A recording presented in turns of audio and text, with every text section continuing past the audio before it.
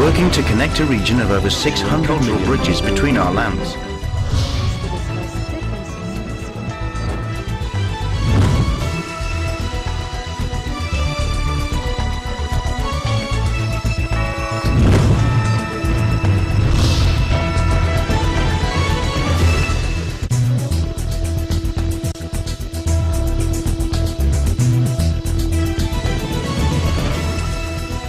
Welcome to ASEAN in Focus Weekend Edition.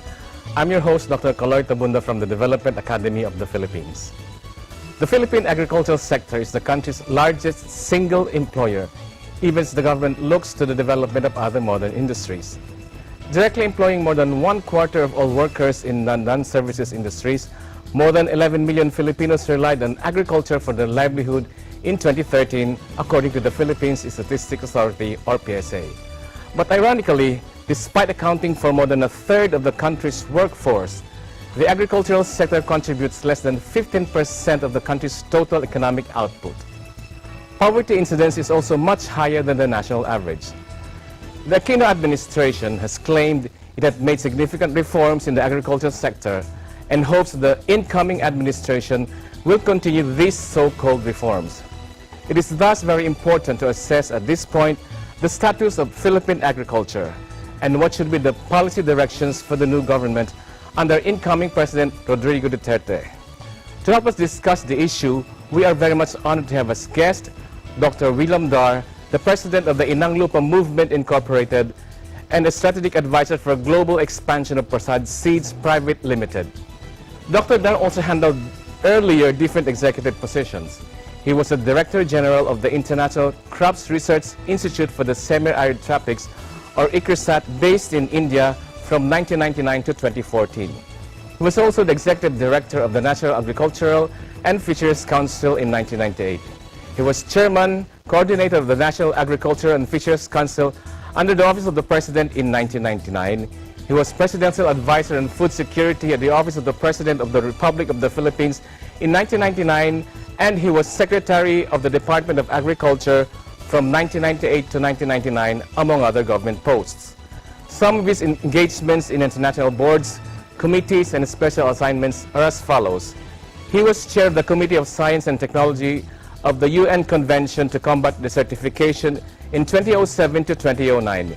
He's the first Filipino chair, Alliance Executive of the Alliance of Centers, CGIAR, in 2005, and a member of the UN Millennium Task Force on Hunger from 2004 to 2006. Welcome to the program again, Dr. William Dar. We're honored to have you back. Kaloy. Mabuhay po. Okay, sir. First question, how do you assess the performance of this Aquino administration, which is about to end in a few days from now, its performance in the agricultural sector? Okay, Kaloy, ang ating datos ay galing sa Philippine Statistics Authority. Okay. The statistics would indicate na the annual average growth ng ating agriculture sector this last 6 years is 1.6%. 1.6%, and the total economic growth is something like 6 agriculture, to 7%. The GDP is more than 6%. Pero ang baba ang contribution ng agriculture sector. Of course, the agriculture sector contributes 10% to the total GDP output, of the country. Now, kung ikumpara mo yung 1.6 annual average growth ng agriculture sa Aquino administration dun sa previous years, nung panahon ni Pangulong Arroyo ay average ay 2.8%. Also, mas mababa pala ngayon. Opo, nung panahon ni President Erap ng 2 taon ay 6.5%. Wow. Then previously ay kay The Ramos administration ay 0.8%. Okay. Then Cory administration was 1.8%. Okay. So i-average mo ito for the last 28 years. The annual growth ng ating agrikultura ay 2.7%. Okay. Very dismal. How do you compare this with Thailand, for example? Well, Thailand is already much ahead of us. Vietnam as well. So, looking at the ASEAN economic integration and in terms of agriculture again, where are we? talagang hindi pa tayo nakakalahati dun sa mga parameters set by ASEAN in terms of the agricultural sector. There's a lot of catching up we need to do for us to be competitive. So given this 10 to 15% contribution to the GDP, and you have 30% of your labor force engaged in agriculture. Tama po yun. Kasi the potential of agriculture to contribute to the employment opportunities is very high. So presently, 1/3 of the labor force is with agriculture. But maybe they are not getting much because of, again, the productivity of agriculture. There's so much to be desired in terms of more, decent pace, so that the economic of living can be enhanced. Another potential is the poverty incidence in agriculture is high. Yung 40% of our farmers and fisher folks today ay talagang pobre. And the national average is, of course, 25%, which has been the case these last 6 years. So halos walang nagawa itong administration na ito in terms of reducing the incidence of poverty. And on contrary, sabi nila, we're one of the fastest growing economies in the world. Very but of true. course, it's based on the services sector mostly. Yes, very true. If you look at just GDP as the measurement, kasi ang GDP nga mataas, more than 6%. Pero ang tanong dapat ay, yun bang mga pobre ay reflected or benefited from this growth ng ating Pilipinas, ng ating bansa, which is not the case kasi very static yung poverty incidence at 25-26%. So this accounts for the non-inclusive growth characteristics of our economic growth. Ang nakikinabang dun sa more than 6% GDP growth ng ating bansa ay yung mayayaman na. Hindi po nakakarating yung benepisyo dito sa mga mahihirap, at karamihan po ng mahihirap ay ang mga magsasaka at mangingisda. Okay. Can we now disaggregate this yung analysis mo, no? Opo. So we go to, in terms of farmer support, what have our farmers received so far? So this present administration is claiming so much support, but that's not reflected into the annual growth performance. Nakikita ba, ano ba yung performance ng itong administration in terms of development of irrigation systems? Accordingly, ang data would indicate 34,000 hectares every year. Annually, ang new irrigation systems na nade-develop. When you say new ba talaga ito or parang rehabilitation lang nung... Karamihan po itong 34,000 ay mga bago talaga. Servicing, say, 34,000 hectares. So over the period of 6 years, so mayroon 180 something. More than 200,000 hectares. However, ang potential po ng pwede pang dagdagan ng irrigation system would be the potential 1.3 million hectares pa. So, wow. Ang ibig so sabihin, mga 5 taon pa. If you spread that over, you really have to increase your target, hindi lang 34,000. And this does not include the irrigation systems that need rehabilitation. Correct. Rehabilitation is key even now to the existing 1.5 million hectares. So yung nadagdag nga is 200,000 plus. So ang kailangan talaga ay irrigation development. Okay. There's no denying the fact na water is very key in agriculture. There's no water, there's no agriculture. On top of the big irrigation systems, Kaloy, they should have invested more in rainwater harvesting. Yes. Kasi ang karamihan ng ating agricultural areas ay yung almost 6 to 7 million hectares. Actually, I have an issue with that. Correct. Alam na nung maraming tao, the policymakers, about the benefits of rainwater harvesting, given na grabe ang ulan dito sa Pilipinas. Opo. But we have not gone into that. Bakit kaya? Bakit kaya? Yun nga ang tinatanong ko rin. At, you know, when you harvest this water, kagaya, if you relate this to what is now happening last year, itong El Nino phenomenon, ang ganda sana na mayroon tayong fallback na gagamitin na sahod ulan na pwede dito sa dry season planting. So, with the new normal like El Nino and the La Nina event coming, we need more investment in rainwater Actually, harvesting. na nakakalungkot, ano? So, El Nino is ending soon, La Nina is coming. Ang pinag-uusapan is how to mitigate how to lessen the effects of the La Nina. Walang pinag-uusapan how do we harvest the excess to be generated by this La Nina phenomenon coming. So, kagaya La Nina nga, sinasabi natin, dapat ang mitigation measure na ongoing dapat ang implementation would include rehabilitation ng irrigation system, rehabilitation ng small and water impounding projects para yung buhos ulan na malakas ay at least some portion of that will be harvested and you are reducing soil erosion as well. So, that's the discussion on the irrigation system. What about yung post-harvest facilities? Correct. What have been done so far? Pag during dry season or harvesting season na, okay, going by Nueva Ecija or going Cagayan Valley, we have the longest drying facility you can see. Pag bibiyay ka ng bus from Bulacan to Tuguegarao to Aparay during harvest season, you will pass by the longest drying facility in the world. Correct. Which will lead you to higher losses. Yes. Sa rice na lang. Statistics would show that 30 to 40% ay nawawala So sa that has not post-harvest. been remedied by this Hindi pa. So administration. what's the measure? We need more dryers, mechanical dryers, na talagang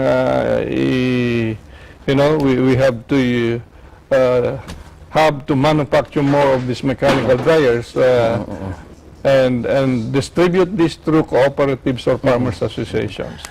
Okay, we will talk more about the other factors affecting the dismal performance of the agricultural sector in this ending administration when we come back.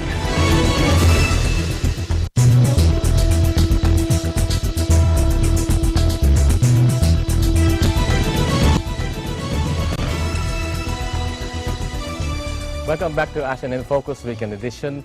We continue our discussions with Dr. William Dar, the former Agricultural Secretary, who is also spearheading a movement called Inang Lupa, an organization, a movement that advocates an inclusive, science-based, climate-resilient, and market-oriented Philippine agriculture.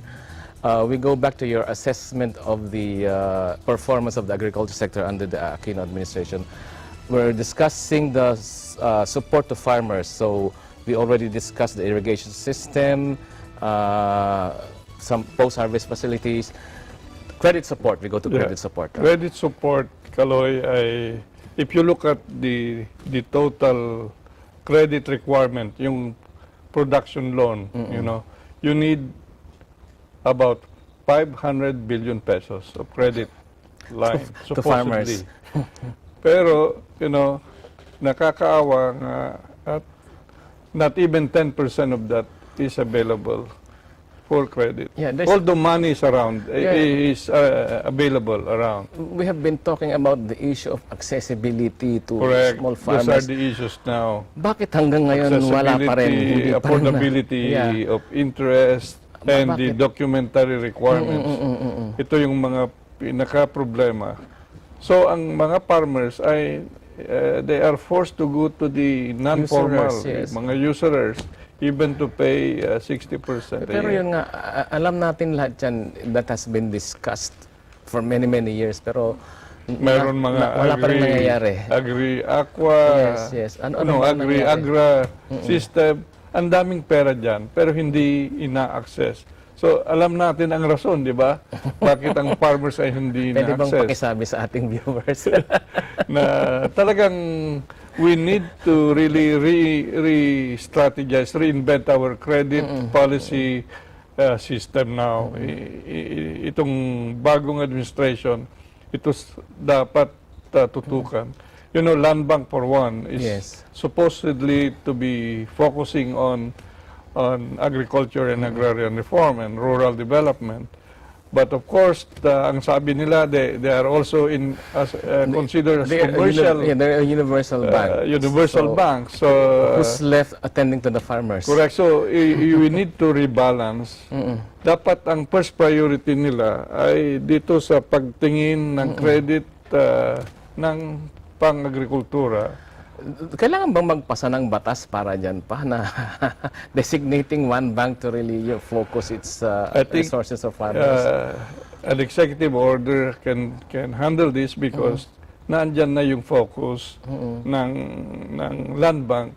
But if need be, kung mas kailangan na pupunta na maging batas, why not? Pero sabi nila, one of the reasons why it's like this because the farmers are not bankable. Do you believe in that? There you are. So there could be mechanisms to make them bankable. Paano?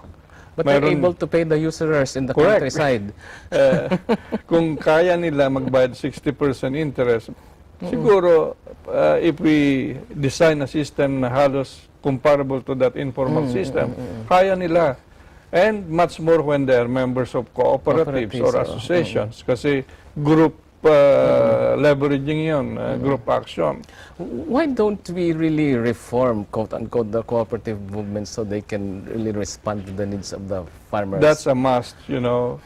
We really have to not only promote but have a systematic way of really developing these institutions. Pasensya na kayo, sir, kasi I'm really exasperated because all these discussions on credit support, credit facilities which are not accessible to the farmers have been discussed for many years, and yet we don't see any, ano ba ito, yung tamang sagot sa solusyon na yan, sa problemang yan. So yes, credit must be reinvented to suit the requirements of small farmers and fisher folks.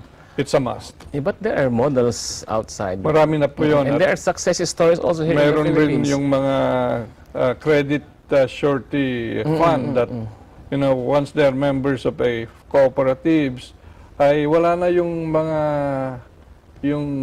ano ba yun, yung land titles na kailangan. Yung mga collaterals. Mga collaterals. So mawawala na yun. So nakita ko nga yung, in my fieldwork in Pangasinan, yung Pangasinan Credit Surety Fund is really going that way na ang dami na nila natulungan working with cooperatives like Albacupa. Why can't we replicate that in... Yeah, in a big way. Why not? Why not? It's possible. Ang daming programs ng DA, pero pitsi-pitsi ang tingin ko pa rin yun eh. Credit lines nila ang dami, pero pitsi-pitsi pa rin. Why not pagsamahin lahat? Okay. Farm mechanization. Yes. Alam mo, ang datos ay nasa 1.5 horsepower per hectare pa rin tayo dito sa Pilipinas compared mo sa Korea 5 to 6 horsepower na. So, nahihiwanan palagi tayo. We really have to mechanize Philippine agriculture. Now, saan pupunta yung madi-displace na labor? That's why dapat ang ating strategy for Philippine agriculture is to modernize and industrialize para mas maraming mga businesses, agribusinesses. But isn't that the purpose of agrarian reform dapat? Correct. For agro-industrialization. Sana hindi lang yung transfer ng titulo or land, but yung support services ay kaakibat dapat, which was not the case. Okay, we will discuss that more, yung agrarian reform. Soil rejuvenation. All these years we have been mining our soils, meaning tinatamnan natin. Yes. At hindi natin binabalik yung dapat kailangan na soil Nutrients health niya, or nutrients doon. Even to the point na sobra na itong pag-apply ng mga abono natin. So ang you know, I came from ICRISAT, so I am talking with experience here. Mayroon kaming ginawang soil rejuvenation program with the state of Karnataka in 3.1 million hectares in India. At ang target lang namin is to have 20% of yield increase in 4 years. Aba, nakakakuha kami ng from 20 to 60% yield increase by, of course, analyzing the soil and give the right recommendation and bring in the right varieties or the right crops that are suited to that system. Why can't we do that here? Yun na naman. So, mayroon kaming inintroduce dito nga programa based on that Butchatana program, Soil Rejuvenation Program of India. Ang tawag dito sa Pilipinas ngayon ay Yamang Lupa Program. So, it's ongoing now. It's on its 3rd year of implementation. Are you doing this with the DA or? With the DA, with the Bureau of Agricultural Research and the Bureau of Soils and Water Management, DA regions and state colleges and universities. Ang target po namin ay 30,000 hectares in 3 provinces. That's Quezon, Eastern Samar, and Zamboanga, Sibugay. You know, because again, the appreciation is not high there. They are only able to cover 9,000 hectares with this soil rejuvenation, and yet the results are showing that it is giving them now even beyond 60% yield increase. Yun ang question ko. Alam naman natin to lahat with all this technology, of all this know-how. At sabi mo kanina, nagkalat ang pera. May pera naman talaga. But the thing is, why are we not doing Why this? are we not doing? Another case of a technology dun sa rice, di ba? Ay hybrid rice was there even when I was Secretary of Agriculture. Ngayon, hindi nila pre-promote ang paggamit ng hybrid rice. They only started promoting itong present administration na ito starting 2014. So, they are just there in the last 2 years now in promoting hybrid rice. And that is a real game changer, you know. Okay, marami pa tayong pag-uusapan on the performance of the Aquino administration on the agricultural sector when we come back.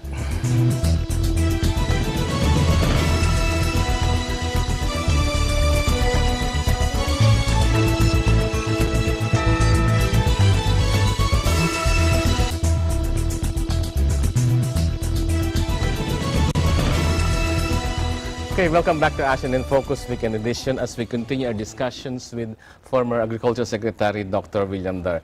So, pinag-uusapan natin ulit yung performance ng Aquino administration on the agricultural sector. We finished the irrigation system, the credit support, mechanization, we started with technology, but we will delve further on technology support. So, technology support for rice production. Anong masasabi niyo dito? Yung nga dapat po ay simula noong 2010 gumamit sila ng mas makabagong technology. I was already mentioning yung hybrid rice na that can give 25 to 35% more yield per unit area. And only they started promoting dito sa starting 2014 hanggang ngayon.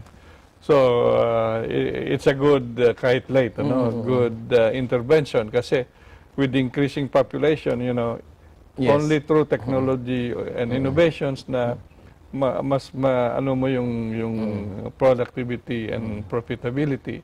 Now, one case also is in corn. Corn, yes. Na mabuti sa mais ay iba yung gumamit sila ng hybrid corn simula noong 2010. So hanggang ngayon tayo ay mataas na yung ani natin sa mais for metric tons national average, but using hybrid corn, I think almost 50% na ang total corn area ay gumagamit ng hybrid corn. The average yield in hybrid corn is 6 to 8 tons per hectare. Wow. And that's why we are nearing 100% sufficiency, if not 100% sufficiency in corn. So ito yung isang recognition na pwede natin ibigay sa kanila. Very good performance sa corn. Pero ito nga ang tinatarget talaga ever since is 100% sufficiency in rice production. Ano ba pinagkaiba? Pag-usapan ba natin yung rice? 100%? Okay. pagpasok nila noong 2010, sabi nila, we will aim for self-sufficiency 100% sa Yes. rice by the end of 2013. 6 years after. No, 4 years after, 4 years after. wala, hindi nila nagampanan. And I would attribute that to the non-use of the modern technologies sa rice production. Yes. But, Of so course. pwede talaga, kaya pala natin. Technology, kaya natin yan. Kaya in the sense na you have, on top of the technology, you have to have enough of this irrigation, water Yes, irrigation system development. Kukunti yung ginagawa nila. So, it's a gamot of interventions that you need to nurture along the way. Now, pag-usapan natin whether is that a goal for the next administration, mamaya na yan. Mamaya pag-usapan natin. Okay. So going back sa, we have started rice, corn, ang isang hindi binigyan ng high attention itong administration na ito ay mga high value crops. Yes. If you look at the budget of the Department of Agriculture, itong last 6 years, almost 80% of their budget is focused on rice. So, itong high-value crops, vegetables, fruits, plantation crops, fisheries for one, coconut for one, plus livestock and poultry, kokonti po yung na-invest dito. And I would hasten to add na when you talk of economic returns, mas malaking kita dito sa high-value commodities. Yun ang isang critic namin noon pa eh.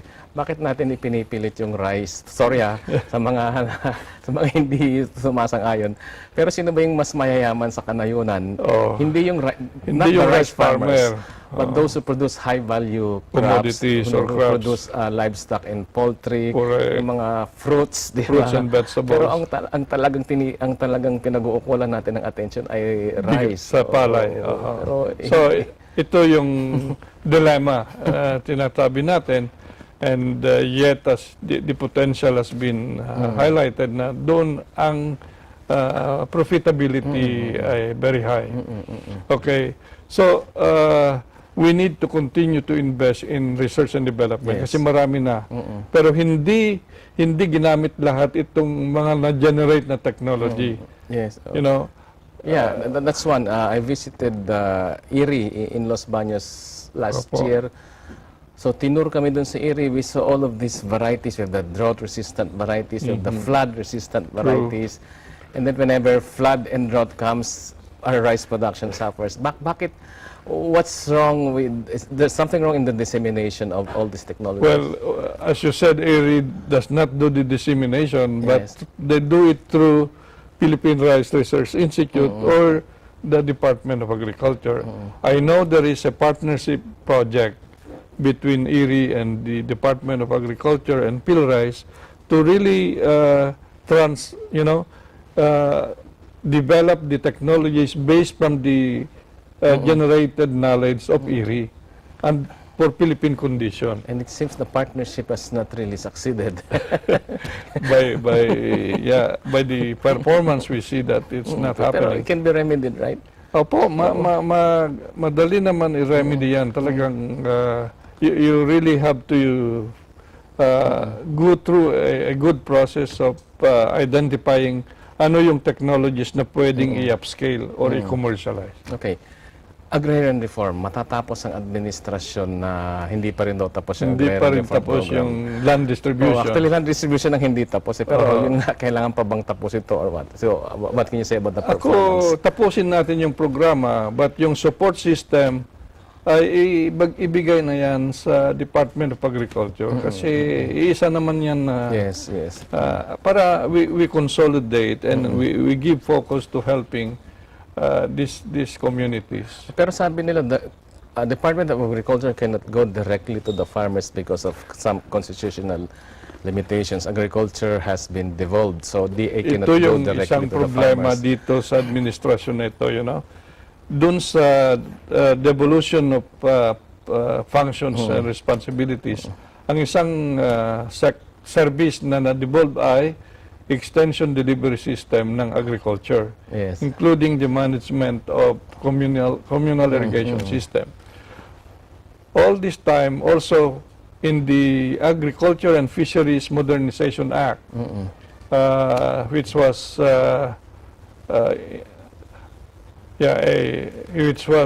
done during the Ramos administration. And when the Estrada administration came in, we issued, actually, I was the one who issued the implementing rules and regulations. And one of the provisions there is for the Department of Agriculture to continue to work with LGUs and enhance their capacities so that even joint programs in agriculture can be developed and implemented. Pero hindi, natigil sa Opo. regional office. Yun. Yan dapat ang isang ibalik na in-nurture yung partnership. So pwede, there's no constitutional limitation to There's that? none because Okay. they are looked at as one system. Like DA, the national office like DA, should serve the steering role. Yes. Diba yung bringing the whole system into one direction. Ito ang focus, ito ang investment natin. But the LGUs will be doing the rowing, role. So pwede pala. Isang sistema dapat yun. Okay, Yeah. pero yung nga nakakalungkot, sabi nila, we cannot do that because of the constitutional limitations. So, If I have to recommend for the next administration, ito dapat yung they have to work on, and we can discuss the details. so we really don't need to come up with any constitutional amendment to Hindi that, na, to that hindi provision. na. Okay, how do you now gauge our agricultural performance vis-a-vis our ASEAN neighbors? Okay, again, I look at the statistics at hindi pa tayo competitive. That's the bottom line. Yes. Nasa halos kalagitnaan ng measure na andon for the ASEAN member communities. So this is true for, if you really would like to compete, you have to reduce your cost of production. You have to improve your efficiencies. You need to mechanize. Can we reduce our cost of production? Correct. One of the most expensive cost of production. Tama. Let's start with corn. Ang market price, farm gate price sa corn dito sa Pilipinas ay 13 to 15 pesos. While yung ASEAN countries na may mais or ASEAN market for corn ay nasa level ng 9 to 10 pesos. So, we are not competitive. Although we produce 100% corn, but the challenge now is to reduce the cost of production and go for higher yields, use newer technologies, and we have seen hybrid technology. But we can actually reduce the cost of Correct. production. Again, there are many ways. Mechanization is one. Okay.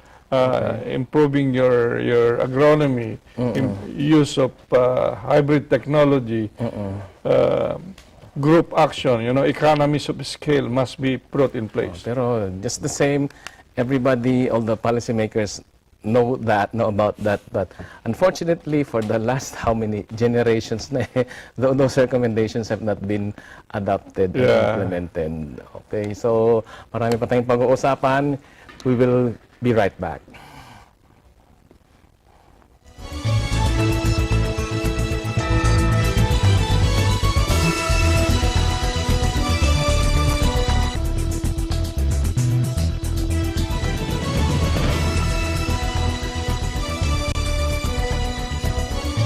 Welcome back to ASEAN in Focus Weekend Edition. We continue with our discussion, the last part of our discussion with Dr. William Dar, former Agricultural Secretary and President of the Inang Lupa Movement Incorporated. So we have discussed your assessment of the performance of the Aquino administration in the agricultural sector. We now go to your recommendations based on all of these assessments. Una, Kaloy, we congratulate the presumptive Agriculture Secretary, Governor Manny Piñol. Congratulations again for taking this big responsibility, for accepting this big responsibility. Inang Lupa movement that I had, we have been consulting all around the country for this last 1 year. Kasi itong advokasya na The advocacy of Inang Lupa is to nurture an inclusive, science-based, resilient, and market-oriented agriculture. So from there, marami kaming strategic discussions. At ang lumalabas po na recommendation natin dito sa incoming administration ni Presidente Duterte with Manny Piñol as the Agriculture Secretary, first, let me mention na ang Inang Lupa ay pwede kaming lumapit at i-discuss sa kanya itong ideas na ito, but I can mention some of these ideas now. And I hope they're open to the suggestions. We hope that they are open. Una, dapat mayroon tayong vision for developing agriculture in the country. Based on the broader national goals, development beyond the goals, rice self-sufficiency beyond the rice which has been a self-sufficiency failure. program. So ang vision na lumalabas po na rekomendasyon natin ay a modernizing and industrializing Philippine agriculture. So yun ang pinaka-vision natin. And how So, do you do that? How do you translate that into a mission? Ito ay one ensuring food security, that is, food that is affordable and available and nutritious. Isama natin yung nutritious. Affordable, accessible, and nutritious. Yes. Okay. And not only to ensure food security, but to help reduce poverty. Kasi ang agrikultura, karamihan ng mga magsasaka ay 40%. And to be ready with the impacts of climate change. So yung resilient agriculture must be there, and sustainable agriculture. So a good statement there, ensuring food security, leading where production of food that is accessible, affordable, and nutritious, reducing poverty, putting in Considering place that 40% resilient of our poverty figure come from the agriculture sector. Okay. So with that vision, mission, ang pinaka-strategy natin dito ngayon, Kaloy, ay people-centered, innovation-based, and market-oriented development pathway.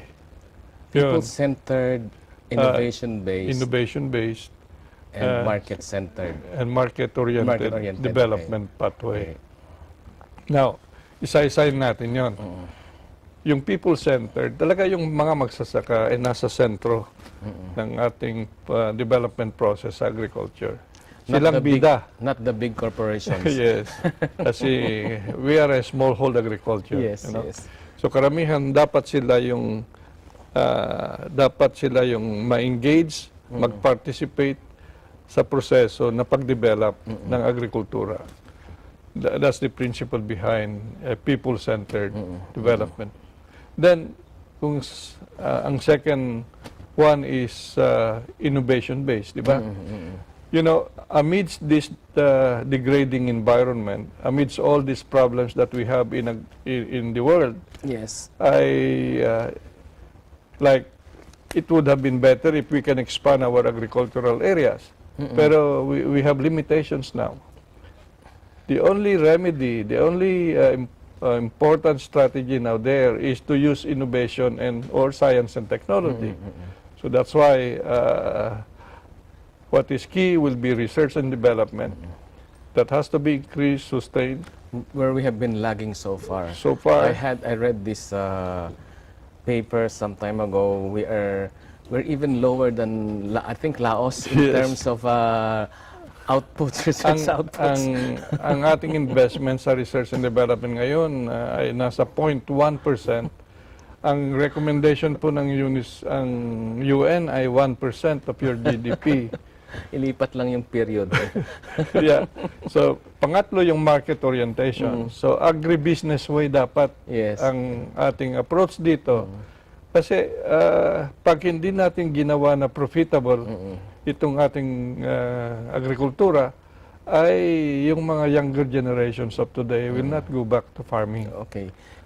Given that, so what's your recommendation now on the rice self-sufficiency goal. Okay. Now, so if you bring down to various development goals, mayroon kang apat. Okay. One is food security. security. Number 2 is economic security. Number 3 is nutritional security. Okay. And number 4 is environmental security. Now, food security, i-focus natin sa rice. Now, our recommendation sa Inang Lupa ay sustain the gains of the administration kasi naka 95% level of Okay. sufficiency na eh. So do you Now, think that's okay? Let's sustain that. The 5% we can from time to time import. Yes. However, let's work harder. Have more irrigation systems developed. Have more the use of technology. Enhance the capacity of the farming sector, the fishing sector, and many others, the credit availability, things like those. It could lead you to to 100%, higher level yes. of sufficiency. Even 100% So, perhaps. Yeah. Ako, yun ang pananaw ko. Huwag natin sinabi agad na mag 100% tayo. Yes. Eh ako, magtrabaho muna. Gawin natin itong lahat na mga inputs to developing agriculture and you will go there eventually. And look at the other high-yielding varieties. Yes, the use of high-yielding technology, crops, yes. the use of innovation, that's key, in going to that level. Okay.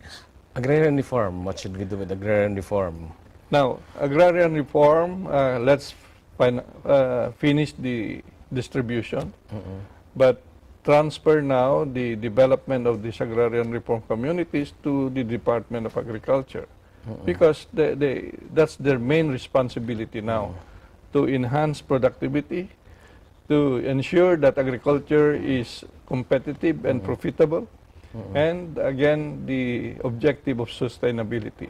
Okay. So how do we address the constitutional limitation on the devolution of agricultural functions of the DA? Okay, I think for me, mayroon pa rin paraan Okay. na ang national government, here represented by the Department of Agriculture, will do the steering role, while the LGUs will do the, Rowing. rowing role. But iisang sistema ito. So, DA has to come down to that, level of working as partners with LGUs, provincial governors, and municipal mayors para they develop what we call a joint food security program in each province. So, the DA must lead in enhancing the capacities of the local government units continuously. Para sa ganon ay you really can give them more responsibility and ensuring that food is produced at that level. So magta-target ka, may joint target setting, may joint program planning and implementation. Water. You mentioned the rainwater harvesting, which everybody knows is actually kapakapakinabang dapat, pero we're not doing Tama. it. Water is key in agriculture. And with the increasing food requirements, kasi by 2050 we should have more 70% more food to be produced to feed 2050. the increasing population. The same is true for water. You need additional level of 60% from present today. So water harvesting will be key. You need to dot the landscape of rain-fed areas in the country with water harvesting. Who should lead that? Water harvesting, because it needs infrastructure Again, support. Department of Agriculture, they have the Bureau of Soil and Water Management. But the facilities, the infrastructure, DPWH or... No, they can work with DPWH, but DA can enhance that capacity. They have been doing that, but not as as big as we would like to be, to have them. How about our overall productivity vis-a-vis our ASEAN neighbors, or something like this? What crops or where should we really focus to complement the available resources in the region? Papunta na tayo sa second level na economic security. That's where now we elevate the focus to high-value commodities. Okay. The fruits and vegetables, the plantation crops, these are the even fisheries, you know, and livestock, because they are also as much as high value as others. And we have not really given more attention to these high value commodities. That is high, you know, in giving you more income than rice per se. Yeah. Given a discussion on our ASEAN neighbors, we have been importing from at least two to three of our neighbors. So, given the situation that we have been historically importing from them, do you think it's still really wise to target 100% rice self-sufficiency? Again, it goes back to our discussion about, you know, we have to have a roadmap to what level of rice sufficiency we should aim for, and work harder so that when we reach that level, why not? Yes.